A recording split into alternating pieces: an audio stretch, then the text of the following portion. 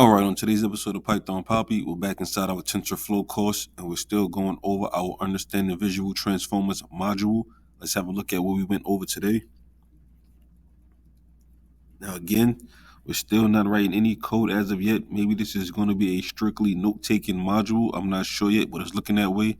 So let's pick up with some light reading from where we left off yesterday. So before we move on to some experiments, let's look at how the VITs are being used in the real world. So actually, the VITs are pre-trained on very large data sets and fine-tuned to smaller downstream tasks. Obviously, when fine-tuning, we remove the pre-trained head and replace it with a head which corresponds to our number of classes. So this means that initially we may have 1,000 class heads, and then we move to K classes, or let's say 3 class heads.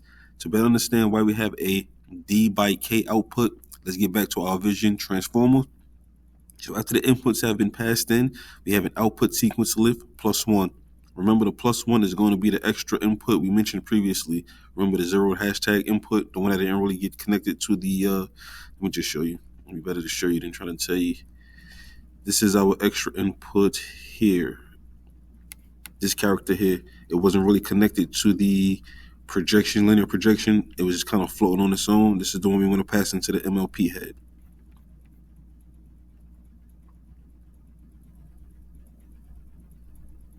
Okay, so let's get back to where we were. So after the inputs have been passed in, we have an output sequence length plus 1. Remember, the plus 1 is going to be the extra input we mentioned previously. So let's just say that we have a 1 by D output. If we're considering all the sequence length, we will be a sequence length by D output. It's supposed to be coming. If we're considering all the sequence length, will be a sequence length by D output. All, remember, we're talking about the asterisk symbol. This is going to be the all we're talking about. So that's when we say if we're considering all, we're considering this asterisk here. The sequence length will be a sequence length by D output. The D is our embedding dimension, which we had fixed from the linear projection. So we have the 1 by D, and then we pass it through the MLP head. Obviously becomes simply D neurons. So now we have D neurons, and since it's just a 1 by D, then we have an output. Let's say we have 1,000 classes, then we'll have the fully connected layer, which brings all the D inputs to the K outputs, or in this case, to the 1,000 outputs.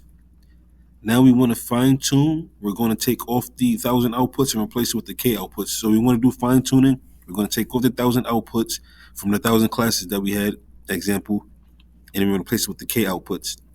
Now we have K outputs, then we initialize the weights of the fully connected layer.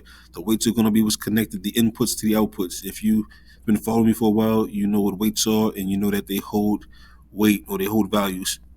So basically that's what we're saying. Now we have K outputs, then we initialize the weights of the fully connected layer. We're initializing the values of the weights. Now basically that's what we did this morning. Like I said, we haven't gotten to any coding just yet. We're still taking notes. So I'm assuming this is probably going to be a strictly note-taking module. Whatever the case may be, I will keep you posted every step of the way. But for now, this is the Python Papi. You guys stay Gucci.